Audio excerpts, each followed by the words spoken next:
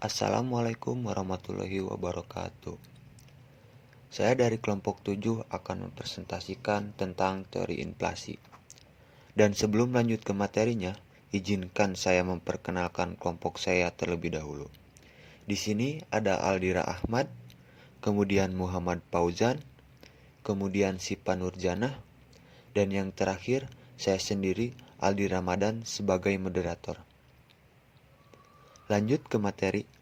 Di sini teori inflasi terbagi menjadi 4 bagian, yaitu yang pertama konsep dasar inflasi, yang kedua teori tentang inflasi, yang ketiga penyebab dan timbulnya inflasi, dan yang terakhir cara perhitungannya.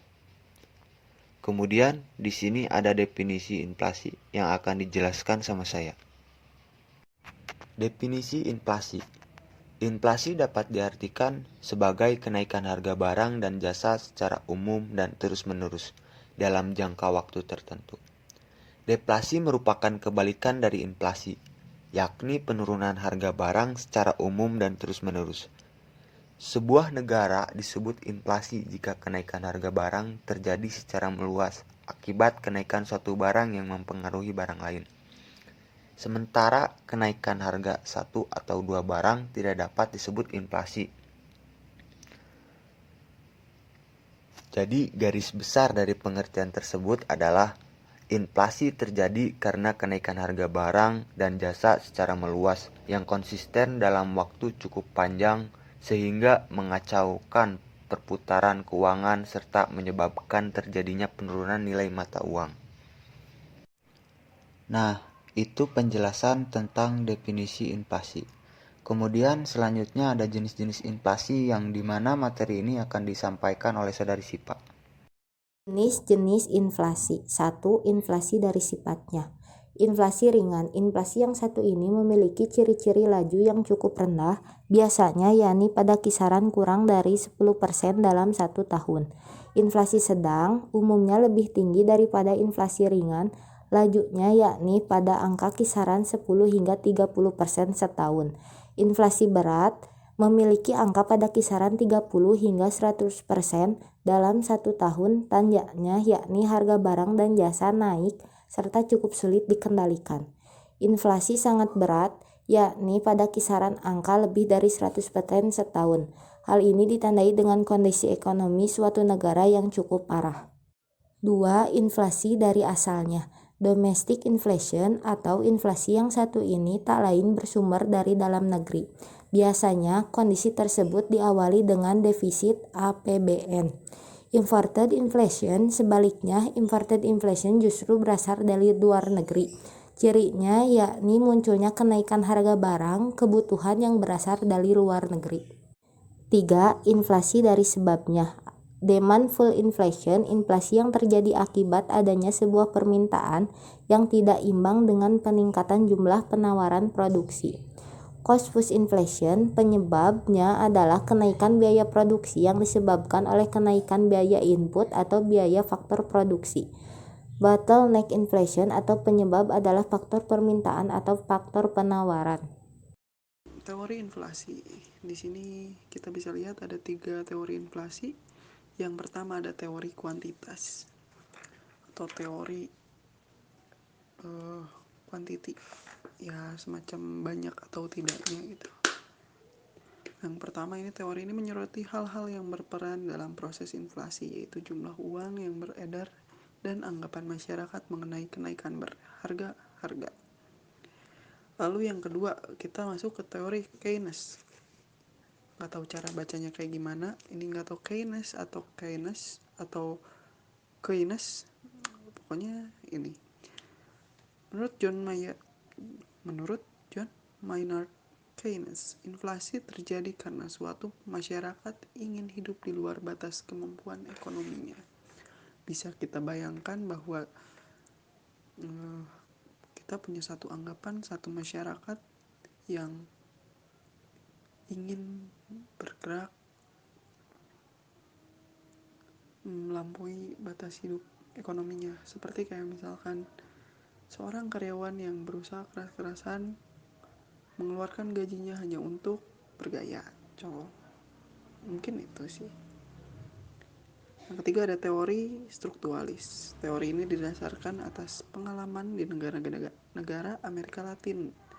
Teori ini memberikan perhatian yang besar terhadap struktur perekonomian negara-negara yang sedang berkembang. Hal ini disebabkan inflasi dikaitkan dengan faktor-faktor struktural dari perekonomian.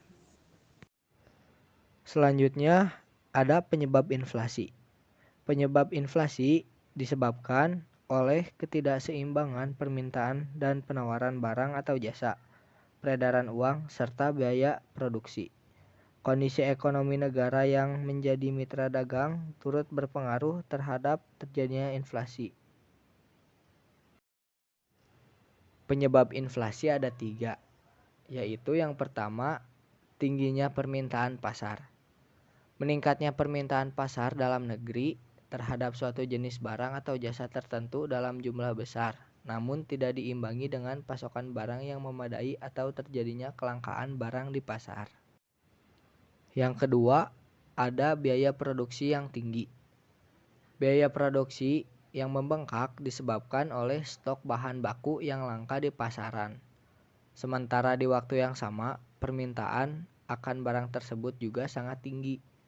Faktor lain selain kelangkaan bahan baku di pasaran yang menjadi penyebab inflasi adalah naiknya harga bahan bakar dan upah buruh. Dalam situasi tertentu, faktor-faktor tersebut bisa saja naik secara bersamaan. Dan yang ketiga, ada peredaran uang. Banyaknya peredaran uang di masyarakat berimbas pada kenaikan harga barang. Hal ini disebabkan karena pasokan barang yang beredar di pasaran dalam keadaan stagnan, sementara uang yang beredar di masyarakat jumlahnya lebih banyak. Lalu selanjutnya ada dampak inflasi.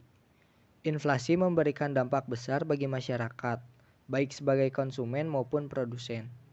Inflasi juga memberikan dampak pada negara. Berikut 3 garis besar dampak inflasi. Yang pertama, inflasi yang tinggi, yang kedua inflasi yang tidak stabil, dan yang ketiga inflasi domestik. Yang pertama ada inflasi yang tinggi. Inflasi yang tinggi akan menyebabkan pendapatan real masyarakat terus menurun sehingga berdampak pada standar hidup masyarakat dan menjadikan semua orang, terutama kelompok menengah ke bawah, semakin tidak mampu. Yang kedua, inflasi yang tidak stabil. Inflasi yang tidak stabil menciptakan ketidakpastian bagi pelaku ekonomi dalam mengambil keputusan. Pengalaman empiris menunjukkan bahwa inflasi yang tidak stabil menyulitkan masyarakat saat akan berinvestasi, produksi, dan konsumsi. Dampaknya, pertumbuhan ekonomi menurun. Dan yang ketiga, ada inflasi domestik. Inflasi domestik yang lebih tinggi dibandingkan inflasi negara lain memicu terjadinya tekanan pada nilai rupiah. Kemudian, di sini ada cara mengatasi inflasi. Bagaimana sih cara mengatasi inflasi? Berikut ada 3 cara pemerintah mengatasi inflasi ini. Yang pertama, kebijakan fiskal. Cara pertama yang akan dilakukan oleh pemerintah adalah kebijakan fiskal. Kebijakan fiskal ini sendiri berkaitan dengan penerimaan dan pengeluaran dari anggaran pemerintah. Kebijakan fiskal ini antara lain dengan meningkatkan tarif pajak, mengurangi pengeluaran dari pemerintah, dan melakukan pinjaman. Yang kedua, kebijakan moneter. Kebijakan moneter menjadi salah satu dari cara mengatasi inflasi yang bisa dilakukan oleh pemerintah. Kebijakan moneter atau kebijakan keuangan bisa dilakukan dengan menambah ataupun mengurangi jumlah uang yang beredar. Hal ini dilakukan untuk menjaga kestabilan moneter dengan tujuan bisa meningkatkan kesejahteraan dari masyarakat suatu negara. Selanjutnya saya menjelaskan tentang kebijakan non-fiskal dan non-moneter. Setelah menggunakan kebijakan fiskal dan juga kebijakan moneter, pemerintah juga bisa menggunakan kebijakan non-fiskal dan juga non-moneter. Kebijakan non-fiskal dan moneter ini dapat dilakukan dalam beberapa cara. Yang pertama, menambah hasil produksi. Di sini pemerintah akan memberikan kebijakan-kebijakan yang bisa meringankan para pengusaha. Hal ini juga dilakukan pemerintah dengan harapan para pengusaha bisa mengenjot produksi agar lebih banyak lagi. Yang kedua, ada mempermudah masuknya barang impor. Tidak semua barang bisa dipenuhi oleh produsen dalam negeri. Untuk itu, mempermudah masuknya barang impor menjadi salah satu solusi untuk memenuhi kebutuhan dalam negeri. Hal ini bisa kita lakukan dengan cara menurunkan pajak dan mempermudah perizinan barang impor. Cara menghitung inflasi. Laju inflasi dalam kurung LI sama dengan IHK bulan ini dikurangi IHK bulan sebelumnya dibagi IHK bulan sebelumnya dikali 100%. Sementara itu, contoh soal dan cara perhitungan inflasi tersebut yakni sebagai berikut. Di sebuah negara diketahui nilai IHK per Februari pada tahun 2021 adalah 120. Sementara itu, pada Januari tahun 2022 diketahui bahwa nilai IHK-nya adalah 140. Maka berapa nilai inflasi tahun pada negara tersebut? Jawab, laju inflasi sama dengan 140 dikurangi 120 dibagi 110 dikali 100%. Laju inflasi sama dengan 20 dibagi 120 dikali 100%. Laju inflasi sama dengan 0,16 dikali 100%. Laju inflasi sama dengan 16%. Kemudian selanjutnya ada contoh video tentang inflasi. Mohon disimak. Kenaikan harga barang dan jasa memicu lonjakan inflasi. Kenaikan inflasi pun bisa menjadi momok yang mengerikan bagi perekonomian di berbagai negara. Saat ini terdapat banyak negara yang tengah dilanda inflasi, tentunya tingkat inflasi di tiap negaranya ini berbeda antara satu dengan yang lainnya. Tapi seperti apa sih detailnya? Kita simak dalam Inflasi Dunia Meroket, Indonesia Mau Ikut. Nah, ya inflasi ini memang sangatlah terhubung dengan prinsip-prinsip ekonomi penawaran dan permintaan ya, dan dapat dilihat secara positif atau negatif tergantung pada situasi spesifik dan tingkat perubahan. Misalnya sejumlah kecil inflasi biasanya dipandang sebagai sinyal bahwa ekonomi suatu negara sedang tumbuh dan penduduknya memiliki pendapatan yang memadai. Keduanya merupakan hal yang baik tentunya. Namun jika inflasi yang berlebih bisa menyebabkan mata uang kehilangan nilainya. Nilai satu unit mata uang misalnya seperti dolar atau euro menjadi kurang dari sebelumnya dan daya beli mata uang negara tersebut menjadi menurun. Sebaliknya inflasi yang terlalu kecil juga dapat menjadi indikasi yang meresahkan bahwa perekonomian suatu negara karena bisa dipandang stagnan dan tidak cukup banyak orang yang memiliki pekerjaan yang cukup. Lantas negara mana saja yang tengah menghadapi tingkat inflasi tertinggi di dunia? Kita lihat begitu ya, ini ada Venezuela yang cukup tinggi, ini mencapai 1.198% gitu. Selanjutnya ada Sudan yang 340%, lalu juga ada Lebanon yang 201%, lalu ada Syria 139%, ada Surinam juga yang 63,3%, Zimbabwe 60,7%, Argentina 51,2%, Turki 36,1% dan Iran 35,2% dan Ethiopia 33%. Begitu. Dan sebagai informasi data tersebut diambil pada Januari 2022. Dengan demikian tingkat inflasi dari negara-negara di atas ini bisa saja meningkat atau turun tergantung pada kebijakan yang tengah diambil negara-negara tersebut. Ya, seperti kita ketahui begitu ya, pandemi COVID-19 ini menimbulkan dampak yang nyata ini tidak hanya bagi kesehatan, namun juga bagi perekonomian dunia. Dan hal ini bisa dilihat dari lonjakan inflasi di masa pemulihan ekonomi. Selain pandemi yang berkepanjangan, lonjakan inflasi juga terjadi karena faktor eksternal dan faktor internal. Beberapa faktor tersebut yakni gangguan rantai pasok dan juga tensi geopolitik antara Rusia dan Ukraina begitu. Jadi perang Rusia-Ukraina ini membuat negara barat memberikan sanksi ekonomi kepada Rusia dan akibatnya begitu ya, beberapa negara ini memiliki ketergantungan ekspor impor dengan Rusia yang turut anjlok di tengah permintaan yang meningkat. Jadi lantaran naiknya harga barang, tingginya inflasi akan menggerus daya beli masyarakat.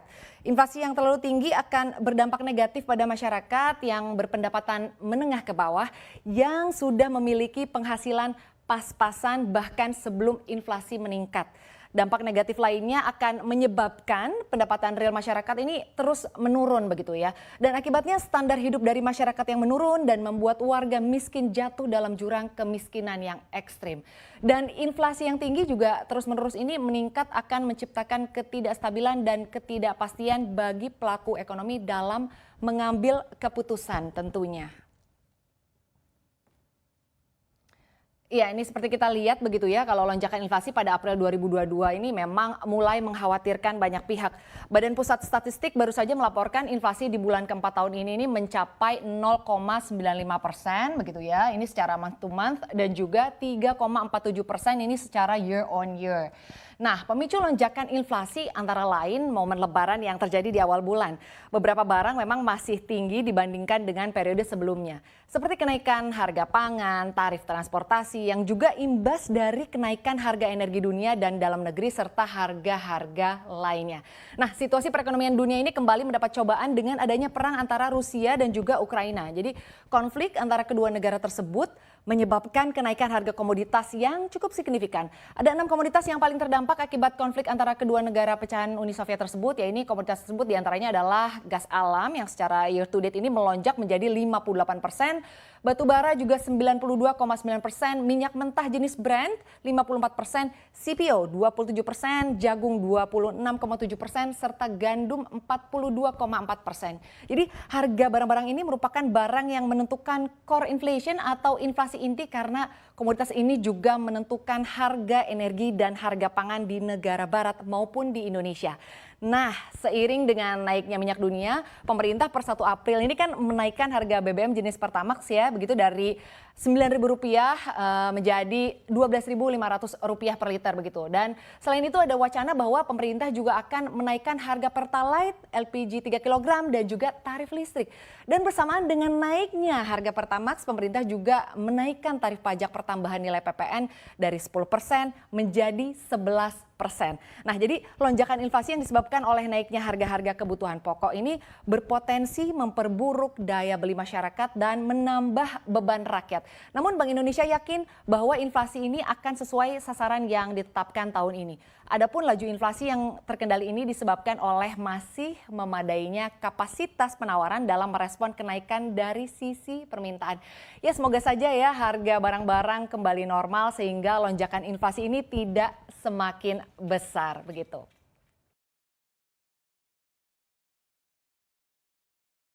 Bahkan hampir menembus 9%. Melonjaknya inflasi transportasi tidak lepas dari dampak kenaikan harga BBM. Inflasi dari kelompok pengeluaran makanan dan minuman di bulan September justru mengalami penurunan atau terjadi deflasi yakni minus 0,3%. Inflasi September tahun 2022 yang sebesar 1,17% ini merupakan tertinggi sejak Desember tahun 2014. Jadi saya ulangi bahwa inflasi yang terjadi di September sebesar 1,17% ini merupakan inflasi tertinggi sejak Desember tahun 2014, ya, di mana pada saat itu terjadi inflasi sebesar 2,46% sebagai akibat kenaikan harga BBM pada bulan November tahun 2014. Dengan demikian, Bapak Ibu sekalian, tingkat inflasi tahun kalender itu menjadi 4,84% dan inflasi tahun ke tahun menjadi 5,95%. Menanggapi hal ini, ekonom Bank Danamon Irman Faiz menilai inflasi bulan September sejalan dengan ekspektasi pasar. Jadi sebenarnya ini bukan hal yang mengejutkan ya untuk spike di inflation ini di bulan September. Nah, kami sendiri memang memperkirakan dengan adanya kenaikan dari harga BBM bersubsidi pada awal bulan lalu, ini memang akan mendorong inflasi umum, terutama di bagian administered price, harga yang diatur pemerintah di bulan ini dan akan berlanjut ke bulan-bulan. Karena ada selain dari first round impact di bulan ini, ada juga second round impact-nya, karena kalau harga BBM itu naik kan implikasinya akan ke industri manufaktur juga dari sisi logistik cost dan biaya energi mereka. Jadi mau nggak mau untuk menjaga marginnya tetap stabil akan ada penyesuaian dan untuk harga output terutama untuk harga manufaktur gitu, Mbak. Sementara itu menurut Managing Director Lembaga Manajemen Fakultas Ekonomi dan Bisnis Universitas Indonesia, besaran inflasi sudah sesuai prediksi. Tapi ini pertanda, sinyal bagi kita untuk mengembangkan sisi kapasitas produksi kita sehingga harapan kita untuk mendorong ekspor yang terus terjalin selama 20 bulan ini itu dapat baik dan tapi tidak muluk-muluk kenaikannya. Kita mesti menjaga supaya kapasitas masih dapat menanggung keinginan kita untuk bertumbuh lebih tinggi lagi dari saat ini. Meski inflasi kali ini melonjak, namun potensi Indonesia masuk ke jurang resesi disebut hanya 5% saja. Kemungkinan Indonesia mengalami resesi itu sangat kecil ya. Jadi kalau memang kita melihat ekspektasi pasar itu hanya kemungkinan 5% nih Indonesia masuk ke jurang resesi gitu. Karena tadi memang sudah dijelaskan ya oleh Mas Risto dan Mbak Isya bahwa fundamental Indonesia saat ini itu sudah cukup baik gitu. Jadi memang juga wajar nih karena kan memang sumber utama resesi itu kan dari sisi global ya, karena dan degree of economic openness kita ini tidak besar dan lebih dari 50% ekonomi Indonesia ini drivernya itu ditopang oleh kegiatan konsumsi dalam negeri gitu. Tapi memang yang akan dirasa adalah naiknya tingkat pengangguran dan menurunnya daya beli. Meski demikian, tahun depan defisit fiskal Indonesia harus mampu di bawah 3%, sehingga tahun ini kebijakan ekonomi yang diterapkan harus efektif dan efisien.